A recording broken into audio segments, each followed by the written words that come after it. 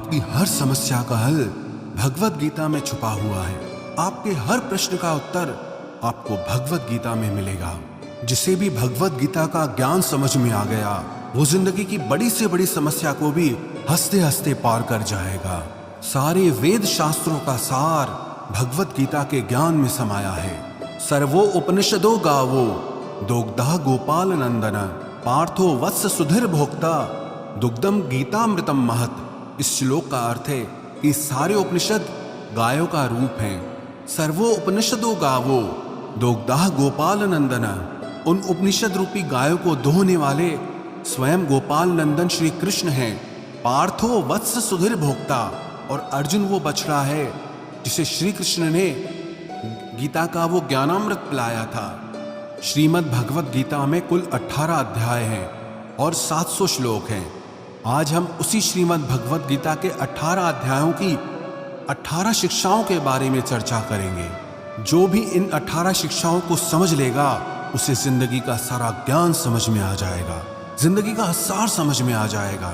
श्रीमद् भगवत गीता की पहली शिक्षा यह है कि सच्चा इंसान झूठे इंसान से तब तक नहीं जीत सकता जब तक वो झूठ, अन्याय और गलत के खिलाफ खुद लड़ने के लिए खड़ा नहीं होता। कई लोग कहते हैं कि आज के जमाने में झूठा जीत जाता है और सच्चा हार जाता है, लेकिन ये सच नहीं है। झूठा इसीलिए जीत जाता है क्योंकि सच्चा इंसान अपने प्रति होने वाले अन्याय के खिलाफ आवाज ही नहीं उठाता। अगर सच्चा इंसान अपनी आवाज नहीं उठाएगा तो लोग झूठे इंसान की आवाज को ही सच समझ लेंगे। पांडव सच्चे थे, हमेशा धर्म पे चलते थे, कभी जिंदगी में कोई अधर्म नहीं किया, फिर भी सबसे ज्यादा दुख उन्हीं को सहना पड़ा। सारा जीवन भर हमेशा बड़ों की आज्ञा मानते रहे, सब जानते हुए कि भी ये गलत है, ये अधर्म है, अन्याय है, फिर भी वो चुपचाप सहते रहे कि अगर हमारे बड़े हमसे कह रहे हैं तो हमें मानना ही होगा।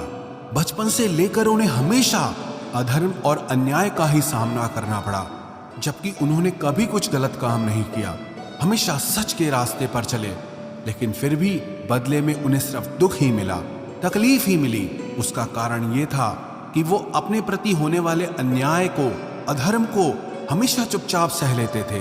लेकिन सहते सहते सहते एक दिन जिंदगी में ऐसा आया कि उन्हें उस अधर्म के खिलाफ आखिर में खुद खड़ा होना ही पड़ा, उस अन्याय के खिलाफ लड़ना ही पड़ा, हथियार उठाने ही पड़े। अगर वो उस अन्याय के खिलाफ, अधर्म के खिलाफ लड़ते नहीं तो शायद उन्हें कभी न्याय मिलता ही नहीं। दुर्योधन दुनिया को ये बता देता कि पांडव ही अधर्मी थे और वही सच्चा धर्मात्मा है। जो लोग ये कहते हैं ना कि सच्चाई का जमाना नहीं है, अच्छाई का जमाना नहीं है, वास्तविकता में उन्हें ये समझ नहीं आता कि चुप रहने का जमाना नहीं है, सहने का जमाना नहीं है। आप सच्चे बनो, बहुत अच्छी बात है, आप अच्छे बनो, बहुत अच्छी बात है, लेकिन भोंदू मत बनो। जब लोग किसी के गलत व्यवहार का खुद जवाब नहीं दे पाते, फिर वो कहते हैं कि भगवान इन्हें खुद देख लेगा। अरे भगवान ने आपको भी तो बुद्धि दी है, आपको भी तो वाणी दी है। अगर भगवान को ही सब देखना है तो फिर आपका क्या काम है। भगवत गीता के पहले अध्याय का नाम है अर्जुन विषाद योग, जो अर्जुन के दुख से जुड़ा है। अर्जुन ने जब युद्ध भूमि में अपने रिश्तेदारों को देखा, भीष्म पितामह को देखा, द्रोणाचार्य को देखा, अपने चाहने वालों को देखा, तो अर्जुन की हालत ही खराब हो गई कि क्या मुझे युद्ध जीतने के लिए इन सबको मारना पड़ेगा? ये सब मेरे अपने हैं, मेरे रिश्तेदार हैं। अर्जुन श्री कृष्ण से कहने लगा कि इन सब से लड़ने से तो अच्छा है कि मैं सब छोड़ छाड़ के जंगल में चला जाऊं, सन्यासी बन जाऊं। उसने साफ साफ कह दिया कि मैं युद्ध नहीं करूंगा। तब श्री कृष्ण ने श्रीमद् भगवत गीता का दिव्य उपदेश अर्जुन को दिया, जिसे सुनकर समझकर अर्जुन युद्ध के लिए तैयार हुआ।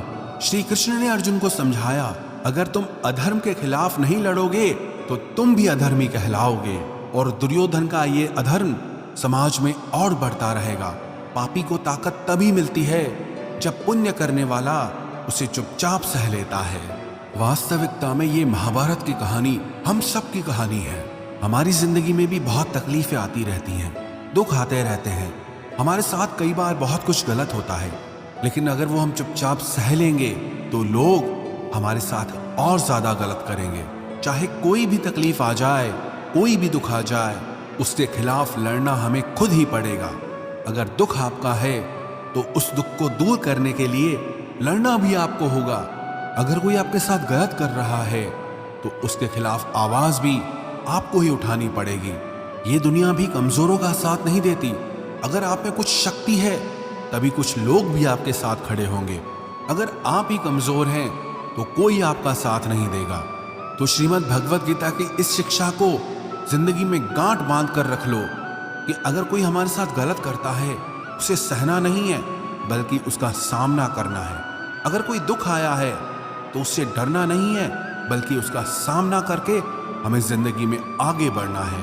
श्रीमद् भगवत गीता की दूसरी शिक्षा यह है कि आप जिसमें जितना ज्यादा अपनापन और मोह रखोगे वही इंसान आपको सबसे ज्यादा रुलाएगा। वास्तविकता में जो श्री कृष्ण ने गीता का ज्ञान आरंभ किया उसका असली कारण था अर्जुन का मोह। अर्जुन जैसा वीर और बहादुर योद्धा अपने मोह के कारण कमजोर पड़ गया था, अपने आप से ही हारने लगा। पांडवों ने जिंदगी भर दुख ही दुख सहा। उसका एक ये भी बहुत बड़ा कारण था कि उन्हें अपने स्वजनों में बहुत मोह था, अपने परिवार में बहुत अपनापन था। उन्हें किसी और बाहर वाले ने दुख नहीं दिया था, उन्हें उनके अपनों ने ही रुलाया था। उन्हें उनके अपनों ने ही दर दर पे भीख मांगने के लिए मजबूर कर दिया था। आप अगर अपनी जिंदगी की तरफ गौर करेंगे तो आपका ये अपनापन, आपका ये मोह आपको खुशी नहीं देता बल्कि जिंदगी भर आपको रुलाता रहता है, आपको दुख देता रहता है। हमारे दुख सुख का कारण हमारे मन का मोह है। सारी दुनिया में लोगों के साथ कितने ही हादसे होते रहते हैं लेकिन हमें कुछ खास फर्क नहीं पड़ता। बस जैसे एक ब्रेकिंग न्यूज सुन ली कि यहाँ तूफान आ गया, कहीं आंधी आ गई, कहीं लोग मर रहे हैं, बस 2 मिनट के लिए लगता है, फिर किसी को याद भी नहीं रहता कि क्या हुआ है। लेकिन जिसे हम अपना मानते हैं उसे जरा सी चोट आ जाए, अगर उसे कुछ हो जाए तो दिल को बहुत तकलीफ होती है। दुनिया के व्यवहार का हमें इतना दुख नहीं होता जो अपनों के गलत व्यवहार का हमें दुख होता है। दुनिया की बातों से इतनी चोट नहीं पहुंचती जितना अपनों की बातों से चोट पहुंचती है। याद रखना, जिससे भी आप जितना गहरा जुड़ोगे उतना ही ज्यादा आपको दुख भी झेलना पड़ेगा और इस दुख से आप भाग नहीं सकते। अगर आप मोह जाल में फंसे हुए हो तो अक्सर आप उस इंसान को रोते हुए ही देखोगे जिसने किसी से बहुत ज्यादा मोह और अपनापन किया है। माँ बाप को देखो तो बच्चों की वजह से रोते हैं कि इतनी दुआएं रख के बच्चों को पैदा किया, जिंदगी भर बच्चों को पालने के लिए न जाने कितनी कुर्बानियां दी हैं, कितने बलिदान किए हैं, लेकिन वही बच्चे आज हमें खून के आंसू रुलाते हैं क्योंकि अपने हैं ना, और अपना ही सबसे ज्यादा रुलाता है। प्रेमी प्रेम की वजह से रोते हैं कि इतना प्रेम किया और बदले में मुझे छल मिला, इतना प्रेम किया और बदले में मुझे पीड़ा मिली है। आप अगर किसी से बहुत ज्यादा दिल लगा लोगे, बहुत ज्यादा अटैच हो जाओगे तो अंत में दुख तो आना ही आना है। सच तो यह है कि आप जिसे अपनी जिंदगी में सबसे ज्यादा स्पेशल बना देते हो, सबसे तेज थप्पड़ आपको वहीं से पड़ता है। कई लोग कहते हैं कि मुझे ऐसे इंसान ने धोखा दिया जिससे मुझे ऐसी कोई उम्मीद ही नहीं थी। अब धोखा क्यों मिलता है?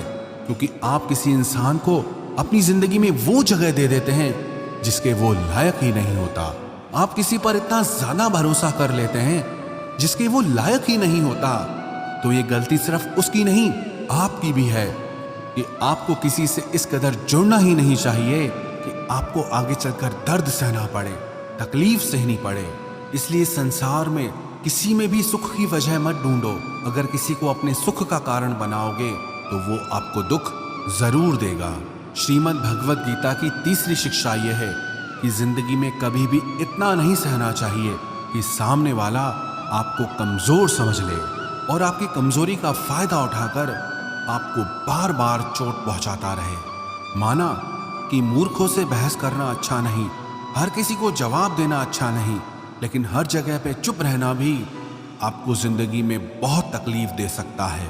चुप सिर्फ इतना रहना चाहिए कि आप वीर दिखो, इतना नहीं कि लोग आपको कमजोर समझने लग जाएं। श्रीमद् भगवत गीता की चौथी शिक्षा यह है कि जो लोग छोटी छोटी बातों पर बहुत जल्दी क्रोध में आ जाते हैं, उनका वो गुस्सा उनका वो क्रोध आखिर में उनको बर्बाद कर देता है। जो लोग बहुत जल्दी गुस्से में आते हैं, सबसे पहले तो उन्हें अपने रिश्तों में कभी सच्चाई नहीं मिलेगी। सब ऐसे लोगों से डरते रहते हैं कि न जाने उसको किस बात पे गुस्सा आ जाए।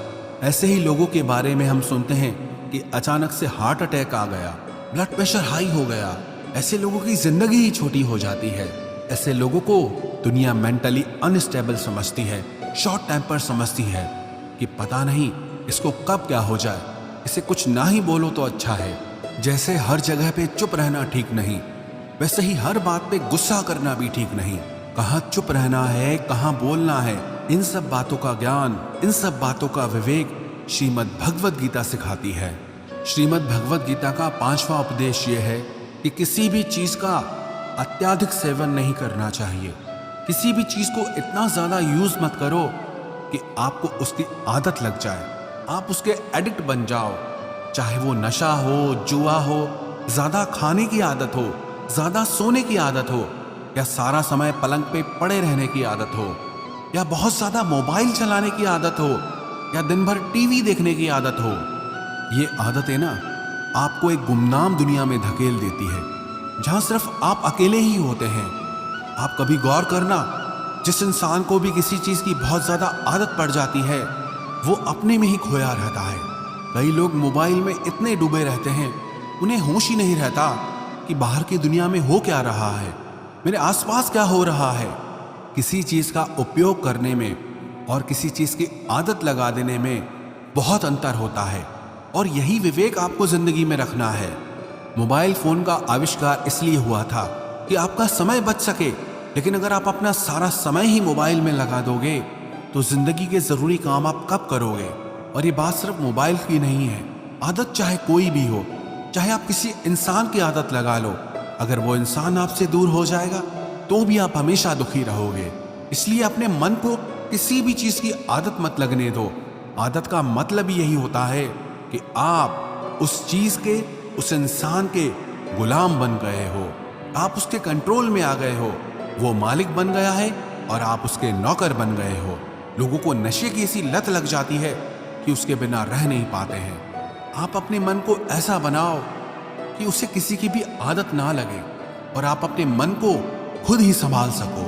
श्रीमद् भगवद गीता की 6ठी शिक्षा यह है कि जिंदगी में जब भी कोई मुश्किल आए या कोई आपका साथ ना दे, आप अकेले पड़ जाओ, तो ऐसे मुश्किल वक्त में ईश्वर से प्रार्थना जरूर करनी चाहिए। श्री कृष्ण ने अर्जुन से कहा, तेषाम अभियुक्ता नाम योगक्षेमम वहाम्यहम्। जो इंसान मुझ पे डिपेंड हो जाता है, उसकी हर जरूरत मैं पूरी करता हूँ, उसकी हर तकलीफ को दूर करने में मैं उसकी मदद करता हूँ।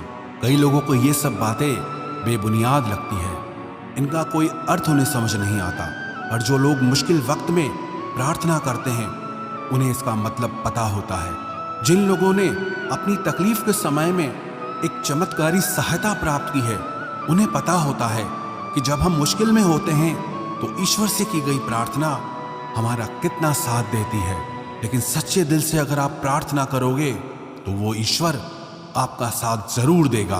कई लोग कहते हैं कि हम प्रार्थना में जो मांगते हैं वो हमें मिलता ही नहीं है। आप प्रार्थना कर रहे हो या भीख मांग रहे हो, प्रार्थना का मतलब होता है कि हे ईश्वर, मुझे शक्ति दो ताकि मैं अपने दुखों से लड़ पाऊं, उनसे बाहर निकल पाऊं, जिंदगी की मुश्किलों को पार करके आगे बढ़ सकूं। प्रार्थना का सीधा सा मतलब यही है, आपको आपके दुखों से पार निकलने का मार्ग दिखाते हैं, दुखों से पार निकलने की शक्ति देते हैं, और कई बार तो न जाने किस रूप में आकर के आपकी सहायता भी कर देते हैं। कई लोग तो हैरान रह जाते हैं कि जब हम तकलीफ में थे, न जाने कौन इंसान आया और आकर के हमारी मदद करके चला गया। जहां हमारे अपनों ने भी हमसे मुंह फेर लिया था, कोई अजनबी आकर के हमारी मदद करके चला गया। ये सब आपकी प्रार्थनाओं का फल होता है कि जब आप तकलीफ में होते हैं तो वो ईश्वर आप तक वो सहायता किसी न किसी तरह से पहुंचा ही देते हैं। इसलिए जिंदगी में जब भी कोई मुश्किल वक्त आए, उस समय पे ईश्वर को प्रार्थना जरूर करनी चाहिए।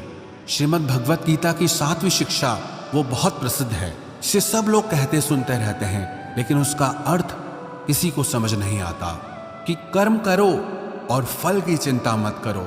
इसका मतलब ये नहीं है कि जो मन में आए करते जाओ और कहो कि जो होगा देखा जाएगा, अभी तो मजे कर लो। गीता में ही तो लिखा है कि कर्म करो और फल की चिंता मत करो। फिर चाहे किसी के साथ गलत कर दो, चाहे चोरी कर दो, चाहे कोई पाप कर दो।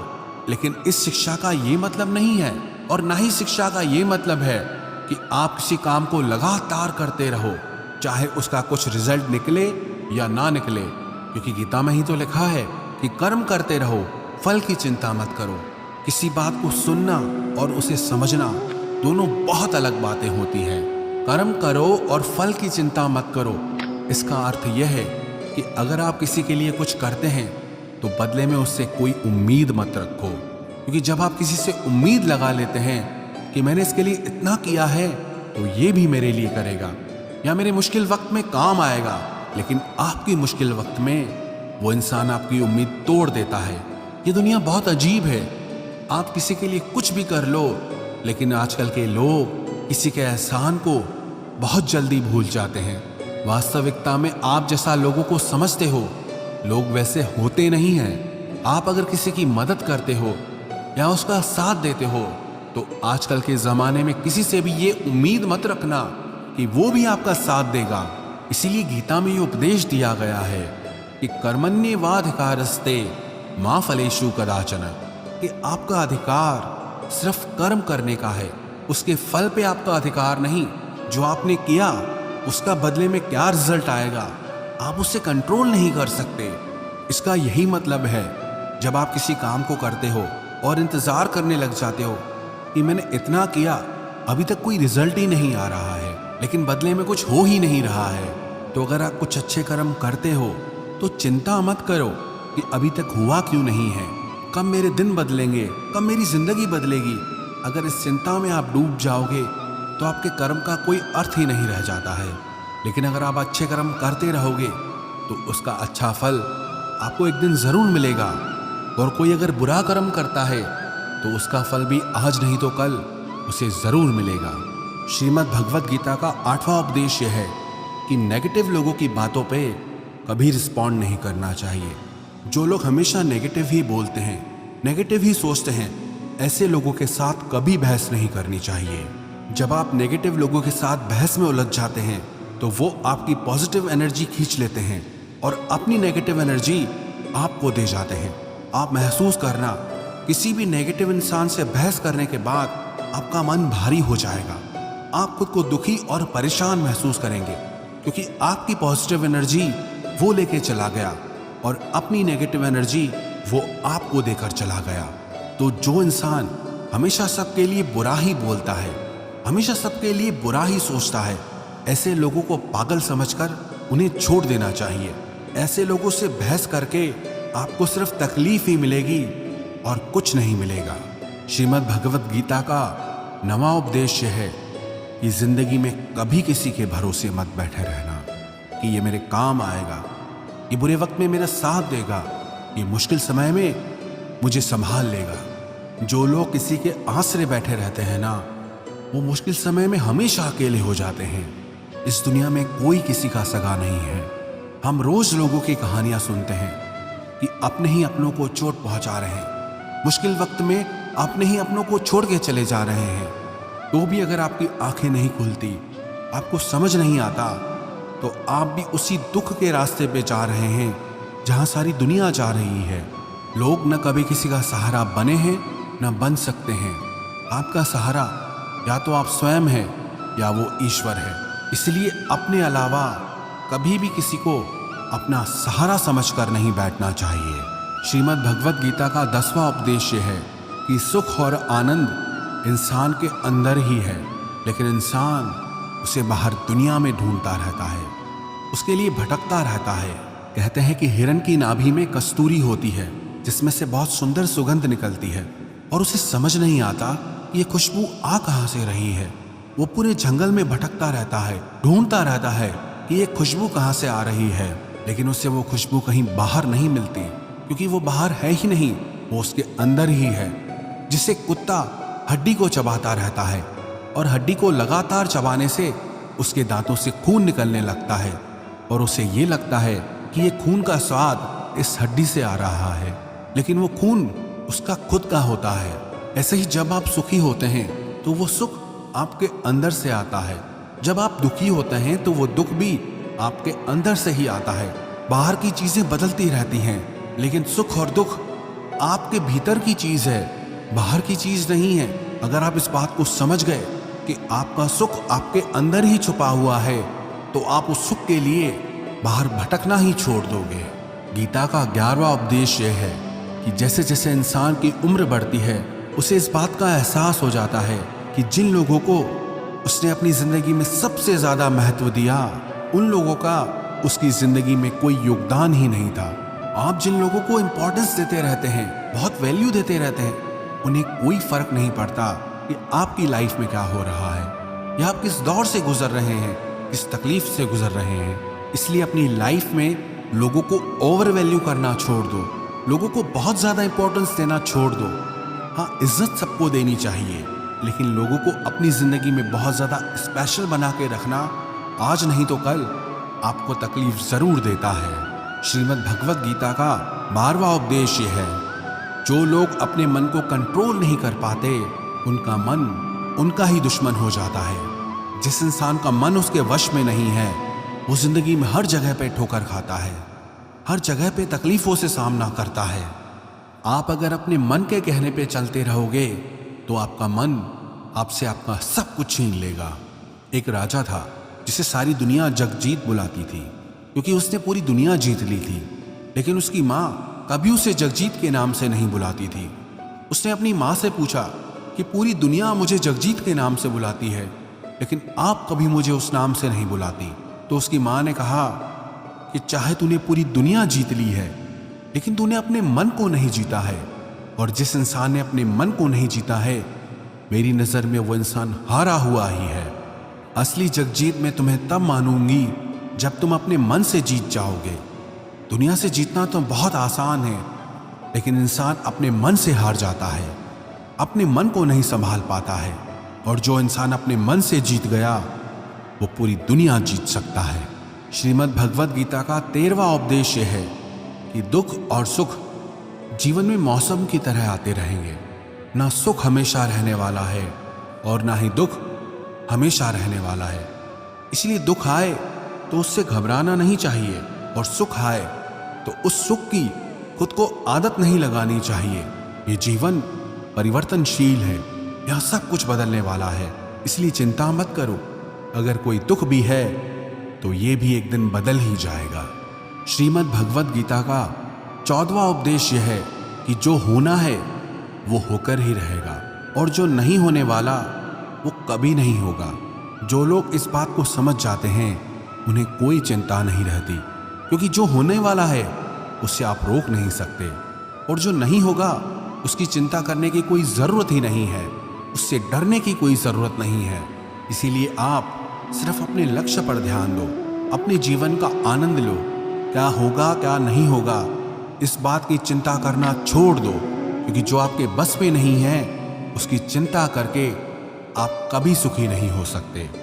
श्रीमद् भगवद गीता का 15वां उपदेश यह है कि अच्छे कर्म करने के बाद भी लोग आपकी बुराइयां ही याद रखेंगे। आजकल लोगों को किसी की अच्छाई दिखती ही नहीं है। ये दुनिया बुराइयां देखने में माहिर है। इसीलिए लोग क्या कहते हैं, इस पे ध्यान मत दो, आप सिर्फ अपना कर्म करते रहो। दुनिया को देख करके अपने फैसलों को मत बदलो, या दुनिया को देख करके अपने फैसले कभी नहीं लेने चाहिए, बल्कि आप वो करो जो आपको सही लगता है। लोगों को क्या सही लगता है उससे आपका कोई लेना देना नहीं। लोग क्या कहेंगे उस पे आपकी कोई जिम्मेदारी नहीं है। आपके लिए क्या सही है, आप सिर्फ उस पर ध्यान देना सीखो। श्रीमद् भगवद गीता का 16वां उपदेश यह है कि अपने आप को ईश्वर के प्रति समर्पित कर दो, क्योंकि वो ईश्वर ही सबसे बड़ा सहारा है। जो भी कोई इस सहारे को पहचान लेता है, वो अपने हर डर, हर चिंता, हर दुख से आजाद हो जाता है। श्री कृष्ण ने अर्जुन से कहा, सर्वधर्मान परित्यज्यो मामेकम शरणम व्रज अहम त्वा सर्व पापेभ्यो मोक्षयिष्यामि मा शुच। कि हे अर्जुन, तू सब कुछ छोड़ करके मेरे पास आ जा, मैं तेरी हर तकलीफ को दूर कर दूंगा, तुझे हर वो चीज दूंगा जो तुझे चाहिए। जो लोग ईश्वर को अपना सहारा मानते हैं उन्हें कभी किसी का सहारा नहीं लेना पड़ता, और जो लोग दुनिया को अपना सहारा बनाते हैं वो हमेशा बेसहारा हो जाते हैं। श्रीमद् भगवद गीता का 17वां उपदेश यह है कि आपका क्या गया जो आप रोते हो, आप क्या लाए थे जो आपने खो दिया, आपने क्या पैदा किया था जो नष्ट हो गया, आपने जो भी लिया यहीं से लिया, जो भी दिया यहीं पर दिया। जो आज तुम्हारा है कल किसी और का था, और आने वाले कल में वो किसी और का हो जाएगा। तो क्यों दुखी होना, क्यों परेशान होना। इंसान खाली हाथ ही दुनिया में आता है और खाली हाथ ही इस दुनिया से चला जाता है। इसलिए चिंता और दुख को छोड़ के आनंद में जीना सीखो। श्रीमद् भगवद गीता का 18वां उपदेश यह है कि यो यथा माम प्रपद्यन्ते तांस तथैव भजाम्यहम्। श्री कृष्ण कहते हैं कि जो लोग मुझे मानते हैं उनके लिए मैं वास्तविक हूं, और जो लोग मुझे नहीं मानते उनको कभी मेरी शक्ति का एहसास नहीं होता। जो मुझे जैसे याद करता है मैं भी उसका वैसे ही साथ देता हूं। कोई मुझसे प्रेम करता है तो मैं भी उससे प्रेम करता हूं। कोई अगर सबको छोड़ के मुझे सहारा बनाता है तो मैं भी उसको कभी किसी का मोहताज नहीं होने देता। श्रीमद् भगवद गीता की इन 18 शिक्षाओं को जो भी इंसान समझ जाएगा उसकी पूरी जिंदगी बदल जाएगी। ये 18 शिक्षाएं आपको जिंदगी के हर मोड़ पे काम आएंगी।